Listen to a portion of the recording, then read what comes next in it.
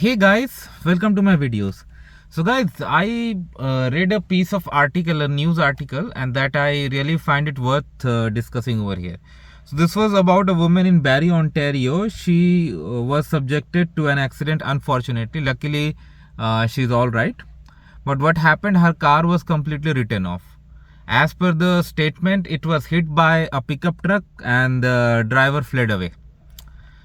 But the problem here is when she went for the insurance claim, her claim was denied. Why? She did not have the collision coverage, and because she could not capture the license plate of the other driver involved, there is nothing like her claim was denied. Like her insurance company could not follow up with the other driver's insurance company because of the lack of details, and claims were denied. Now, few lessons, very important lessons. First of all, again, it reinforces the reasons why as a driver you must have a dash cam. Not just like this is an investment we all have to make. Okay, this is not a thing that we buy just every day, but this is gonna help you a lot, guys. I have told in many videos that invest on a very good dash cam. Just don't go for saving some money and buy a poor quality. No, buy a very good quality rear front minimum, and if possible get 360-degree dash cam too. That is also helpful. Something like that travels along with you and records everything that happens, right? So that you have, imagine if this woman would have a dash cam where the number would have been captured, that would have been a piece of evidence that cannot be denied, right? Situation could be different. Second point that we should also discuss is insurance coverage. Now, collision coverage is optional, so she did not take it. Why? There could be many reasons why people do not take it.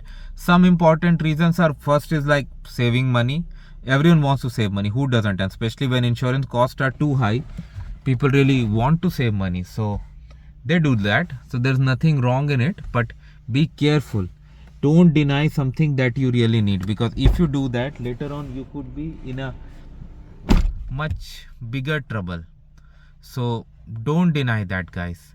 I mean, if something is really important, that is, and don't deny the coverage, because it's gonna cost you. Second thing I would say is like lack of guidance. Maybe I'm not saying this lack of guidance is applicable in her case or money, because I don't know why she did not take it. But in general, I'm talking about that some people try to do things themselves, like they just go, oh, this is option, I don't need, just let's take mandatory, and what is it, I don't have time to read it, just go. But no, guys, this is a very important thing, that you cannot imagine the consequences if you don't have proper coverage. So although certain coverages could be optional, but in reality, in the real on a real scenario, you definitely need those.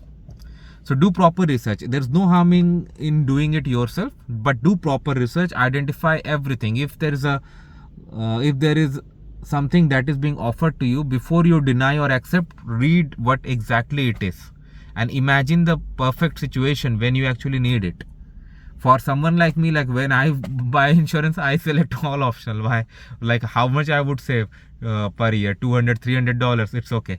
I'm gonna buy all the optional coverages. So regardless of I use it or not, I have peace of mind. And don't even I would suggest compromise on the amount of coverage. Like many people go for 1 million, but I would suggest in today's world 1 million will not be enough. Go for 2 million if you are part of a serious accident.